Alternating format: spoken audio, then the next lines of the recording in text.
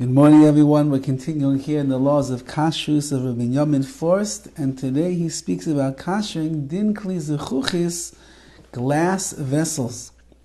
Gam din kli zechuchis lo nizbar b'Torah. The Torah does not explain the Kashering details of glass. Yesh soivim shezechuchis ein tzricha hagala. There are those who hold that zechuchis, glass, does not require hagala, being immersed in boiling water. And all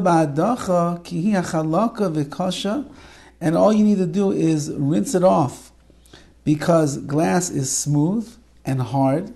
And therefore, if you cooked even something hot onto the glass, it does not get absorbed in the walls of this kli. However, there are those who say that glass is like metal, and it does absorb whatever's on it that's hot. And therefore the only way to kasher it is by putting it into boiling water. And there are those who say no, glass is like earthenware. Because if you know the way that glass is made, it's really produced out of sand, just like earthenware. And then you wouldn't be able to kasher it at all.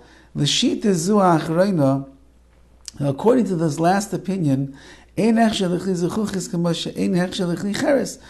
like you cannot kasher earthenware, you can't kasher this either. Now, what is the minhag? Minhag b'nei Ashkenaz lahachmir keshita achrona.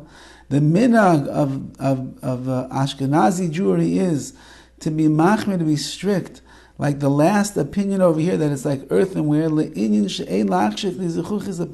it comes to kashering your glass vessels for Pesach, we say it's like earthenware, you can't kasher them, put them away.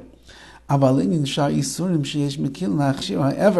when it comes to kashering them from other things, like during the year, let's say that some treif got onto it, or it was a fleshig glass plate and hot milk has got on there, then you could kasher it, says Rav Forst. And we'll see later on which kashering method you're supposed to use. However, in the Sephardi customs, he holds that kli zechuchis, that glass vessels and the like, don't need any kashering at all. Even for the Yom Tov of Pesach, which are more machmeran, even there you don't have to. According to the halachic authorities who hold that glass doesn't need any kashering. You can go and buy glass vessels, old used ones from non-Jews. Just rinse them off and clean them off very good. And then you could use them however you want. Of course, he writes, after you put them in the mikveh for tevilah, bli hagala, without any kashering method in hot boiling water. There are those who are further accustomed. They use glass vessels for hot milk. Your coffee mug, glass coffee mug, where you pour hot milk in there to make your latte. And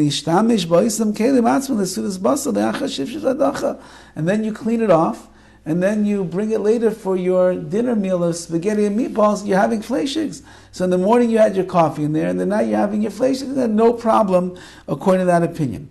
However, there are those who hold that if you buy glass vessels from a non-Jew, you do need to kasher them. And if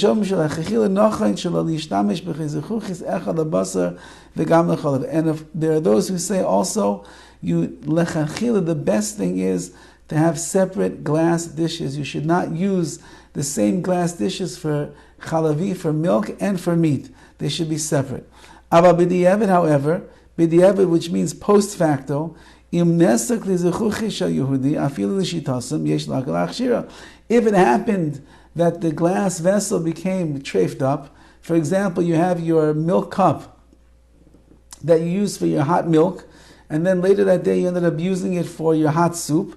So even though that you should have two separate ones, and with the question what kind of material this really is, you can still kasher it. Kol zeh livnei Ashkenaz, that's all according to Ashkenazim.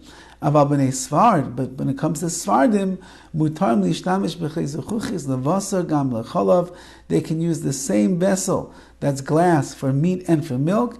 Im mishafshefim umedichim ben shimush l'shimush, as long as they wash it off good between one usage and the other. So they have their glass of hot milk in the morning, they clean out the glass very well, and they put their cup of soup in there in the afternoon for lunch or for dinner. Not a problem for the Sfardim. Now we'll have to see, according to the Bnei Ashkenaz, how it is exactly that we're going to kasher the glass vessel. That, Be'ez Hashem, we'll see tomorrow. Have a wonderful day.